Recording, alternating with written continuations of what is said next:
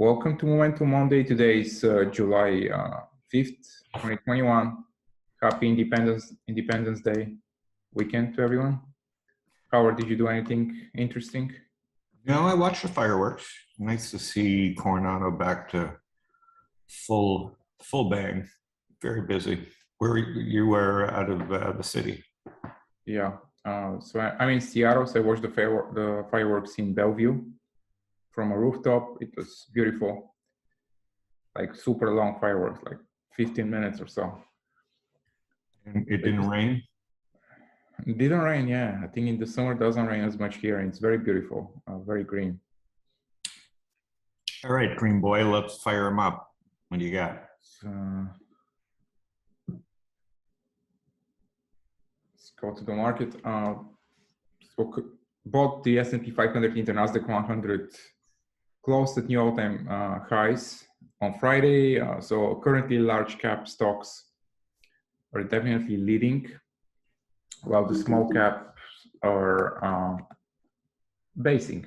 Like the small cap index, the Russell 2000, basically hasn't done anything. It has been range bound since February and continues to build that big base.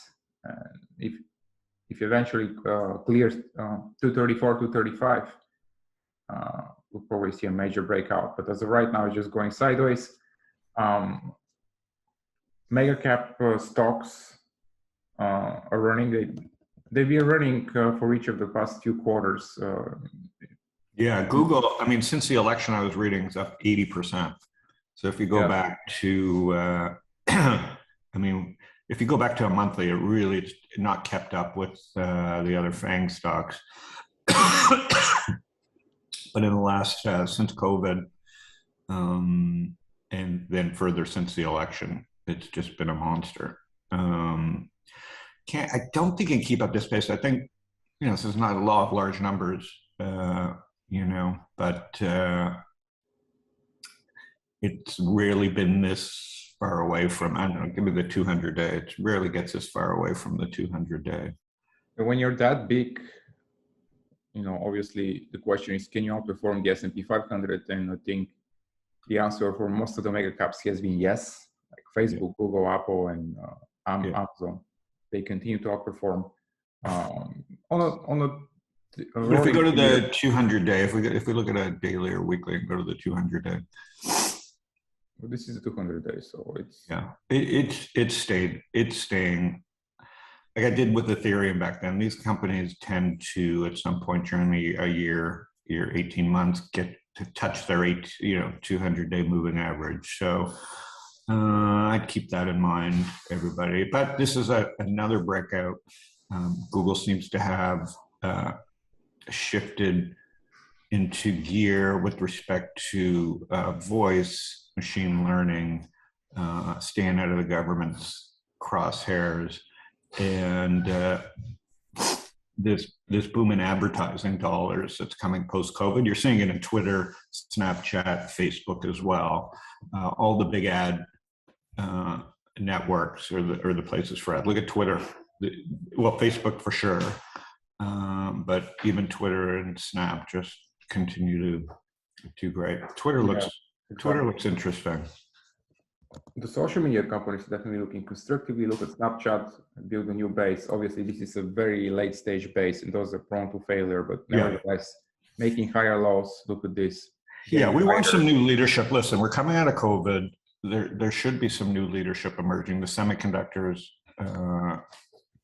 continue to lead as well. So there's going to be all kinds of new toys coming out of this boom.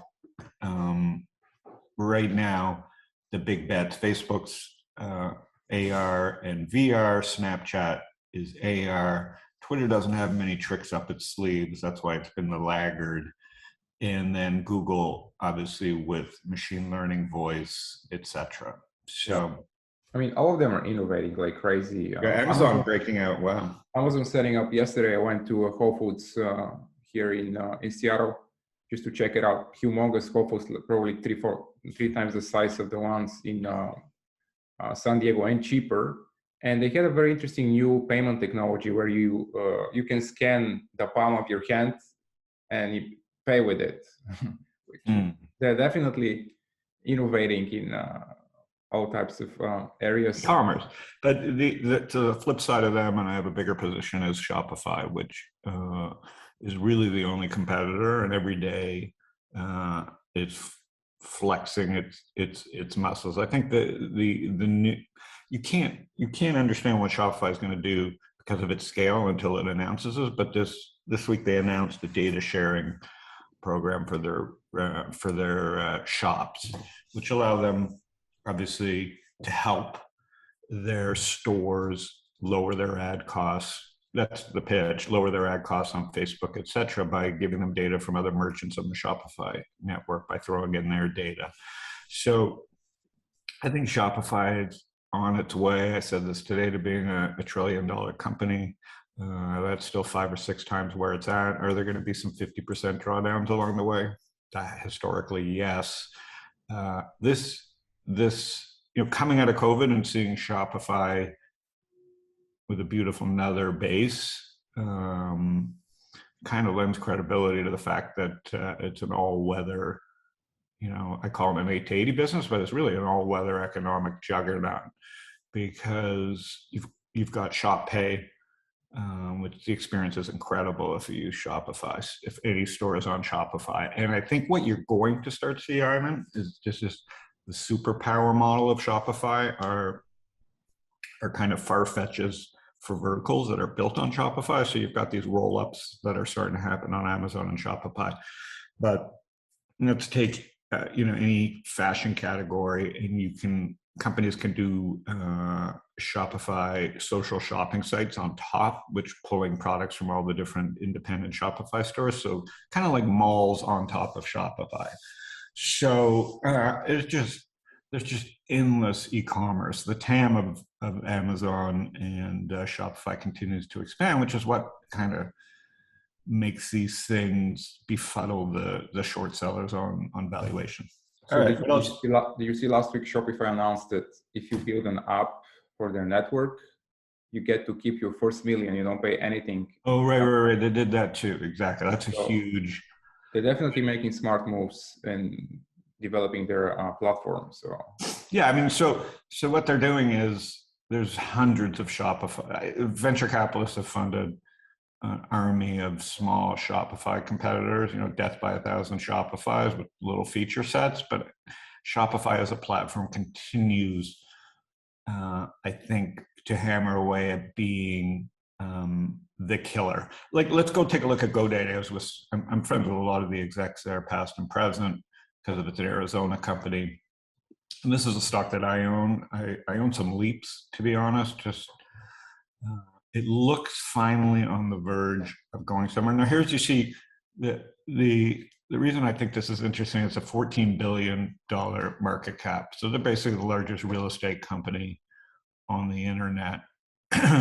And if you go and they're at a touch point. So they've made some huge, I wouldn't say mistakes, but from not buying Wix to not being in the Shopify business to not being Squarespace, Square. I mean, you come onto the internet and you buy an internet site, you buy real estate, or you renew it, and you go to GoDaddy.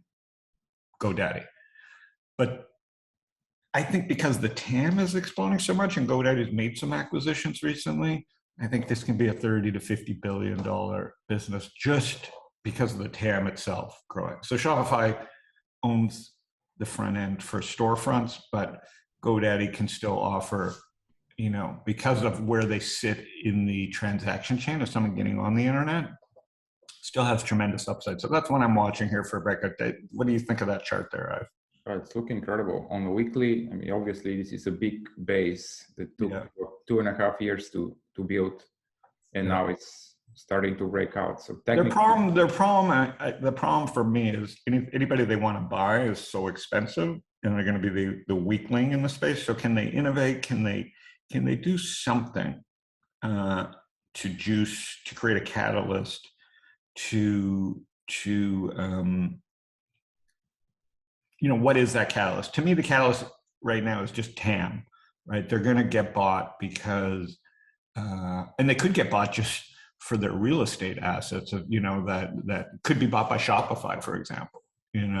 So I think on dips, anyways, boring idea that I like, but goes to how hard this business is. It's a great company, 15 billion, but it's a tiny, it's been left behind on market cap because they're not they haven't gone into the parallel universes that Shopify and Amazon and Wix and Squarespace got themselves into, including Square, etc. So close, but so far. That's the internet, people. Yeah, it's an old internet company, but so is eBay, and even eBay broke out. So yeah, and I own eBay, and eBay's finally starting to run. It was, how many times did it look like it was going to break out in the last year and pulled back? Now it may just go. So we'll see. The volume's not great, and the growth estimates are not great. But I think memorabilia and COVID kind of reinvigorated the business. All right, keep going. What else do you see? So it's not just tech, large cap tech that is doing well. Other sectors in the S&P 500 are also doing well, like Starbucks, consumer discretionary, kind of setting up, broke out above its 50-day. Nike continues to make new all-time highs after that big record earnings announcement. Yeah, and I talked about it. It's just they're benefiting.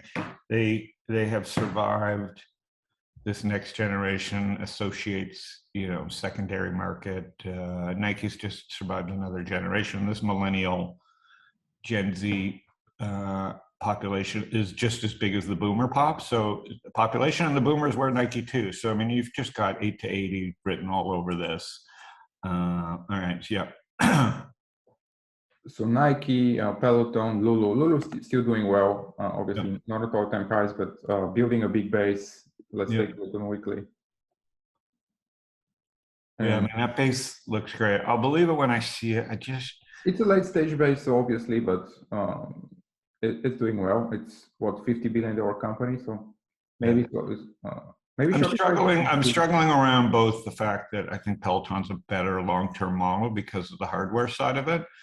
But anyways, the fashology space continues to be great. I was mentioning Fetch, which also is in the fashology space, and to be honest, Shopify's a fashology company. Needs some time to build a new base. So, but the big news last week was gene editing. That scientific breakthrough that Antilia announced caused a major set of breakouts in the entire sector. Look, Antilia more than doubled in 5 days. And it kind of helped all the other gene editing. I think we talked about it last week, but I think the news was coming out already, but it was still a good buy on. Yeah, the news came out a few hours later, basically, Monday. So big gap, but it continued higher. The other place in the sector are also doing well. I mean, Edit. Yeah, I own CRSP, but yes, as well. And then it's consolidating, in a sideways in a tight range. That's constructive price action. Yeah, CRSP looks great. Yeah, Crisp as well. well. The leader, just because of the people running it. Then the other names like BEAM in the sector, that big breakout, continuing higher. Yeah. Fate Therapeutics, another one setting up. So yeah, that looks very great. Interesting stock setups in the whole gene editing space. Yeah. Hard part here is they just don't make money, and you're betting. It's a lot of technical and a lot of news related, very sentiment related stocks. So very hard for me to kind of build catalyst stories other than the media and how do you connect one gene editing one to the other. But anyways, it shows the risk on kind of mentality and the fact that the technology has moved into this space and they're getting results. I mean, I think all of those stocks have more room to run probably until someone creates a gene editing ETF. That would be kind of the sign of there is. Why haven't we done one? I don't know how to do it. I don't know. Okay. Ivan is anti-making money. I don't know. What would be our ticker for a gene editing ETF? I don't know. Grow. No, I think it would just be live forever. I got to come up with something. Okay. So what else looks interesting, Ivan? I know. So these are the most interesting themes that we covered. The large caps shining, gene editing, software in general is looking good. IGV, one of the that looks good. Software ETFs made new all-time highs last week. So in general, software, even Salesforce, which is a slow mover and acquisition company, even they're setting up. It's digesting, years of acquisitions here. Yep. And then obviously, housing's still doing well, right? And how do the banks look? Well, the banks tend to kind of move in the opposite direction of tech lately because of interest rates, and interest rates have been pulling back.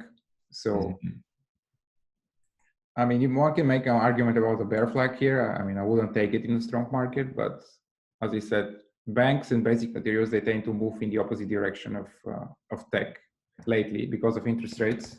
So pay attention to how treasuries are moving. They've been slightly rising lately, which means interest rates are falling.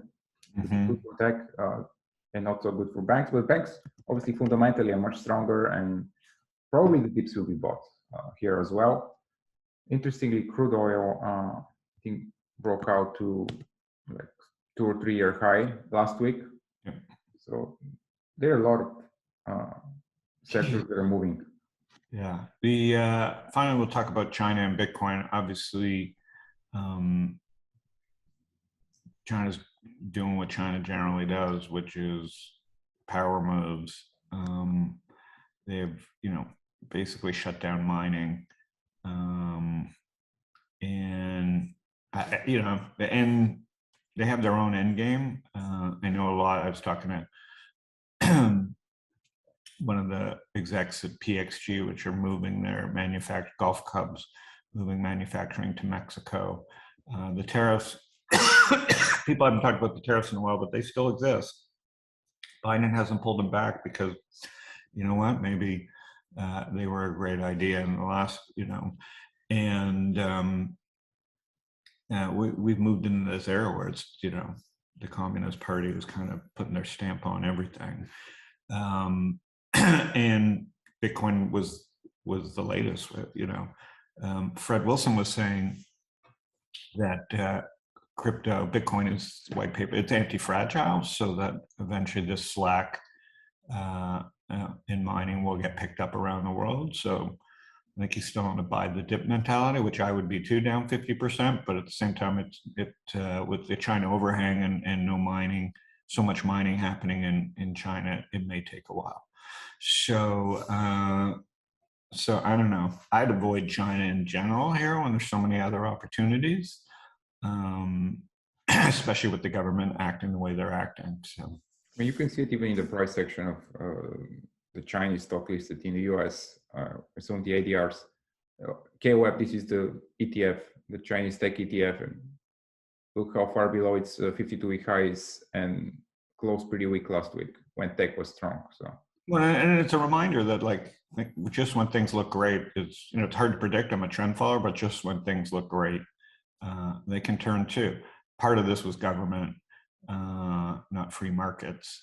And that's what makes China, as I say, even though I own a couple Chinese companies, it's frustrating because it's not a free economy. All right, let's finish with Apple real quick. Setting up new all-time highs. Apple and Shopify are my biggest positions right now, so I like seeing Apple finally break out. Is this why you're breaking an iPhone or losing an iPhone every year, Howard? Yeah, well, first of all, I'm doing this from my new desktop Mac, which is literally the best machine I've ever had, which it should be. It's 2021, but just the speed at which everything works, from the mouse to the screen, just the way internet works and like the software works on my machine. But I think we've kind of forgotten about Apple, but it's just digested massive gains from the last 3 years well, without giving back anything, you know. That move in March off the bottom in 2020 has been, you know, for a company this size. And I don't know, the mini, I'm not sure, but I bought the smaller phone. It really is fantastic, the screen and the speed. I think it had been about 3 years since I had a new phone. And I actually had a pleasant experience in Verizon. It did take a couple hours to get everything upgraded, but if you have the time and you get an upgrade in a corporate-owned Verizon store, I would recommend. Not the franchise one. Really amazing. And then the other thing that I'm really impressed with, Ivan, is Google TV, YouTube TV. Roku, you know, I love middle America television, but YouTube really is, you know, another reason why Google continues to shine. YouTube TV is really a really simple implementation of TV that you can use on all your TVs and computers for watching sports and stuff. So it's worked really well for me. Anyways, have a happy post 4th, Ivan, and we'll get at it next week. Yeah, sure. All right, Howard. See you, everybody.